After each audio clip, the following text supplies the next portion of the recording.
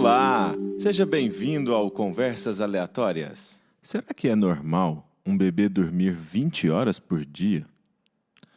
E a criança pode dormir na cama com os pais? E como que eu faço para organizar o berço do bebê? Essas e outras perguntas serão respondidas pela pediatra Tairine Fernanda. Oi, Tairine, tudo bem? Oi, Geandre, tudo bem? E você? Tudo jóia. Seja bem-vinda novamente aqui. Muito obrigada pela oportunidade novamente, é um prazer. Conta pra gente, Tairine, é normal um bebezinho dormir tanto tempo no dia? É normal, Geandre, principalmente quanto mais novinho for o bebê. Recém-nascido, no primeiro mês de vida, ele dorme bastante mesmo. Ele pode chegar a dormir até 20 horas no dia, ou seja, ele mais dorme do que fica acordado. A partir do momento que a criança nasce, pai e mãe acham que vai ser uma paz. E aí, Acha? depois que vai passando os dias, que vai diminuindo esse sono? A tendência é que conforme a criança vai crescendo, o tempo de sono dela mude, tanto o tempo quanto o padrão de sono, na verdade. E o que interfere nisso? É a rotina da casa? É hormonal? O que acontece no organismo da criança? Na verdade, é uma mistura de tudo, né? O neném, na verdade, ele demora alguns meses para o que a gente fala perceber que ele nasceu, né? Ele tem uma ligação ali com o útero da mãe, que é o que a gente chama de esterogestação, que é como se ele estivesse sendo gestado ainda fora da barriga.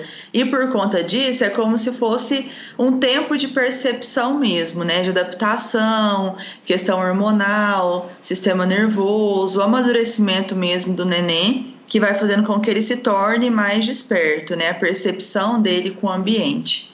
E mais ou menos quanto tempo demora para esse sono normalizar? Assim, não tem esse valor exato, né? Não tem dias, meses, não. Na verdade, conforme o neném vai crescendo, gradualmente ele vai dormindo menos e tendo uma mudança nesse padrão do sono. Por exemplo, o neném no primeiro mês de vida, principalmente, igual eu comentei, ele pode chegar a dormir até 20 horas por dia, sendo que esse sono dele pode até ter o que a gente chama de troca de sono-vigília, que é, por exemplo, ele dormir muito enquanto está de dia e à noite tender a ficar acordado. Quando o neném cresce ali, que ele já chega por volta dos 3 meses, ele já diminui esse tempo um pouquinho, às vezes ele já diminui ele para 15 horas e disso dividido em algumas sonecas, né? Mas ele ainda consegue dormir períodos maiores. Quando a criança já chega ali por volta dos 6 meses, ele já diminui mais um pouco, 12, 14 horas de dia, sendo que ele faz cerca de 2 a 3 sonecas por dia. Quando ele cresce mais um pouco, ali entre 1 e 2 aninhos de vida, ele já dorme 12 horas por dia e diminui o número de sonecas, faz só de 1 a 2. Sendo que quando a criança chega ali por volta de 4 a 5 anos, ela já não tem essa necessidade de fazer essa sonequinha durante o dia. Então, assim, não existe esse parâmetro exato, assim, esse valor exato, tempo, idade. É um costume que também tem muito a ver com a rotina de como a criança é adaptada e que ela vai mudando gradualmente conforme o seu crescimento e amadurecimento. Às vezes, quando a criança está ali nos primeiros dias, nas primeiras semanas, alguns médicos eles instruem para você acordar a criança, para ela mamar, né, interromper o sono. Isso traz algum prejuízo para o sono da criança ou o benefício da mamada supera o prejuízo que pode ser causado? Isso é muito particular, né? O que a gente defende muito hoje, que é o aleitamento livre demanda, a gente não teria essa obrigatoriedade desses períodos muito bem estabelecidos. Por exemplo, a criança tem que mamar a cada 2, a cada 3 horas.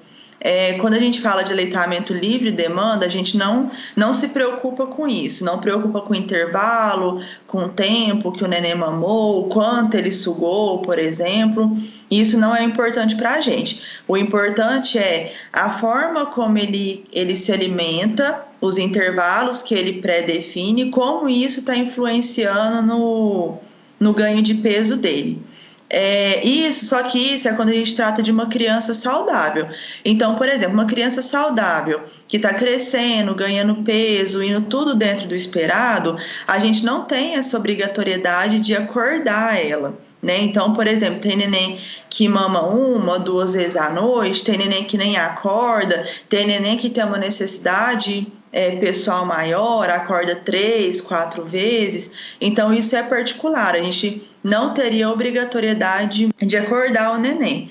Agora, quando a gente pega um neném que talvez tenha algum problema específico de saúde, um neném prematuro, um neném que é muito pequeno, um neném que nasceu com peso ali menor, às vezes a gente tem que dar essa regulada de realmente ele mamar à noite para a gente conseguir que ele tenha um ganho de peso adequado e um desenvolvimento adequado.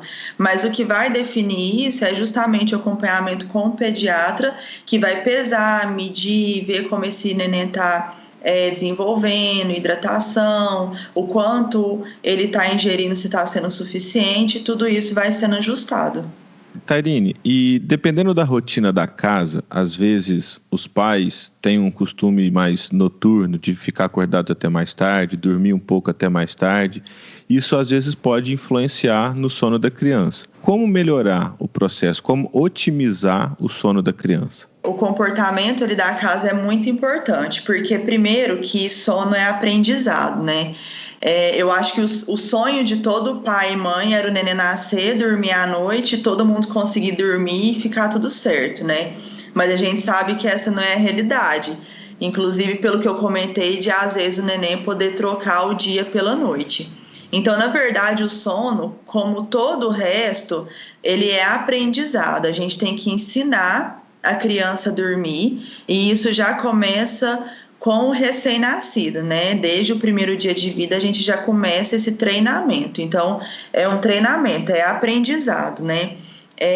E a principal, assim, o mais importante para esse aprendizado é a rotina. Uma criança que tem rotina em tudo que ela faz, a gente vê um melhor reflexo em tudo no geral, mas no sono principalmente, né? Então, a criança ter horário, ela ter horário para dormir, ter horário para ir para a cama é muito importante. Então, a rotina da família se torna importante porque às vezes é costume do pai e da mãe não ter essa rotina, não preparar o ambiente, não acalmar a casa para o momento do sono.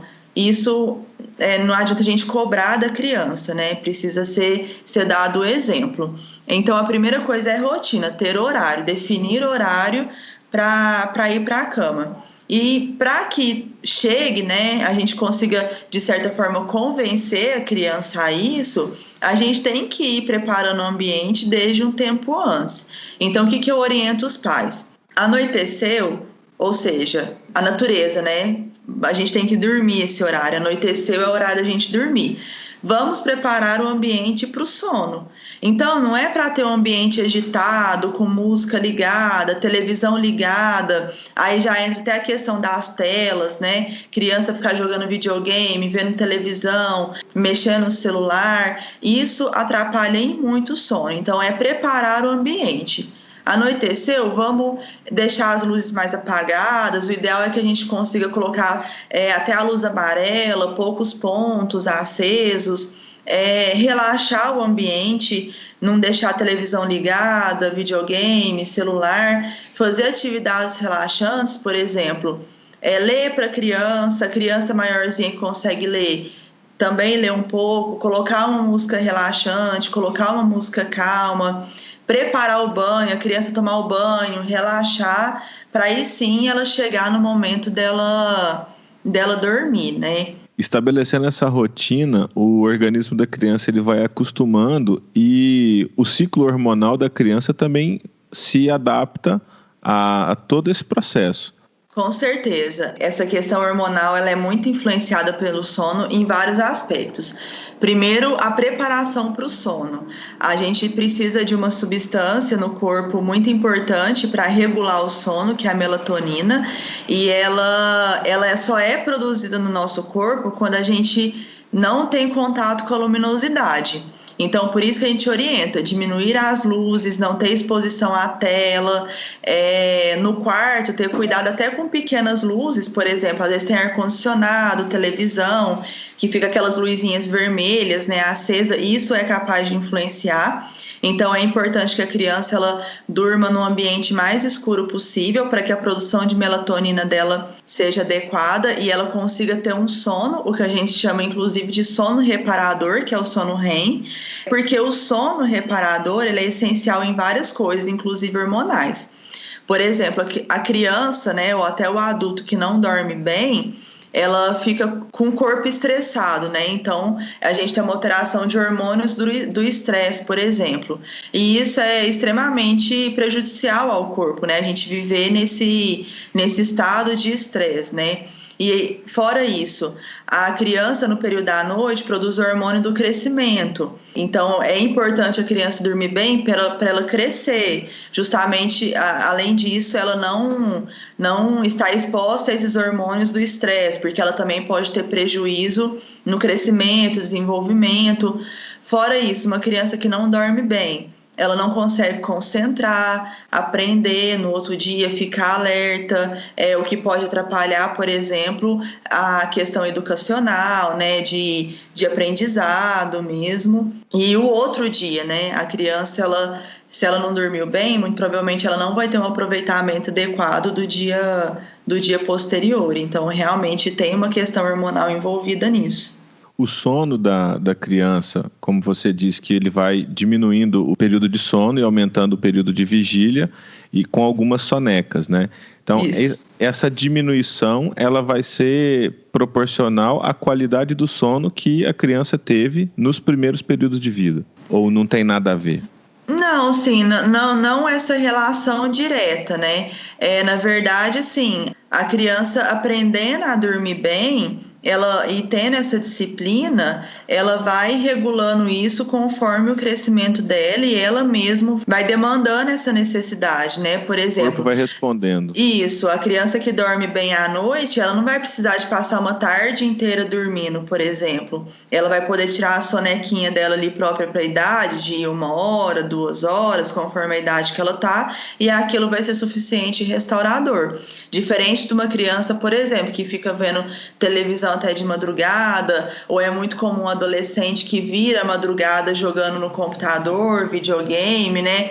Que no outro dia ela vai ter todo um desbalanço, né? Ela vai precisar ou de dormir até a hora do almoço, ou uma criança vai dormir a tarde inteira. Então, na verdade, quando a gente tem esse aprendizado desde novo, a criança aprende adequadamente e ela vai seguir essa rotina já esperada do sono. Quanto mais escuro, melhor, né, para a criança dormir. Sim. Às vezes, quando a criança está ali nos 3, 4 anos, começam a surgir os medos e a gente acaba deixando uma luz ligada no quarto, às vezes, né? Então, às vezes, isso pode até atrapalhar o sono. Pode. O ideal é que assim, isso, pensando apenas em sono, não fosse utilizado, né? Mas a gente sabe que esses medos são comuns da idade, que às vezes esse manejo é necessário. Então, o mínimo possível, né, uma luz discreta, algo pequeno, nada que fique muito claro, e você ir trabalhando esse medo com a criança para isso poder ser retirado. Então, enquanto não surgirem esses medos, escuro total é o melhor. Isso. Tairine, eu lembro que quando minha filha nasceu e quando eu tive contato com bebezinhos assim, recém-nascidos, sempre tinha uma preocupação de colocar uma almofadinha para a criança dormir mais inclinada, colocar aquele monte de protetor no berço. Quais as seguranças que a gente tem visto hoje que são eficazes? Então, tem cada vez mais se fala disso, né, por questão de segurança mesmo, e isso não é nada que a gente tira da cabeça, isso surge de estudos, né, que mostram que realmente é mais seguro. O que a gente pediatra brinca é que berço seguro não é aquele berço bonito que toda mãe sonha, né? Cheio de protetor, cheio de tela, cheio de bichinho.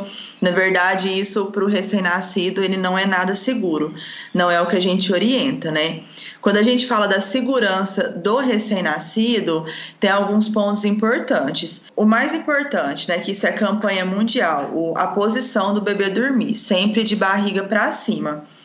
Antigamente se falava de colocar o neném de lado, o neném de bruço.